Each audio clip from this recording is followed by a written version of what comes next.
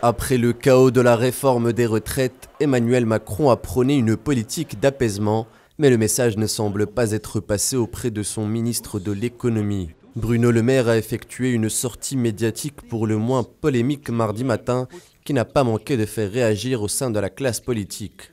Nos compatriotes légitimement en ont ras-le-bol de la fraude.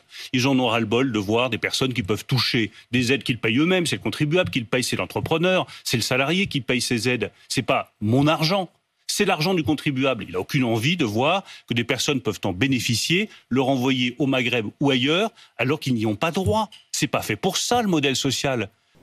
Que justifie une telle sortie du ministre de l'économie française ? Emmanuel Macron a promis dans son discours des annonces fortes contre les fraudes fiscales et sociales. Seulement voilà, en matière de lutte antifraude, Bruno Le Maire s'est trompé de cible volontairement ou non.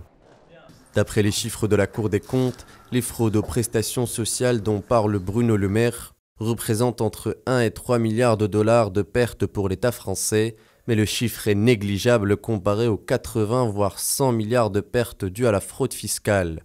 Le ministre de l'économie ignore-t-il ces chiffres ou agit-il dans une volonté de stigmatisation de la communauté maghrébine de France ? Le gouvernement est accusé par la gauche de faire diversion en pleine période de protestation, faisant ainsi un coup double grâce à deux thématiques qui résonnent à droite et à l'extrême droite, l'assistanat et l'immigration.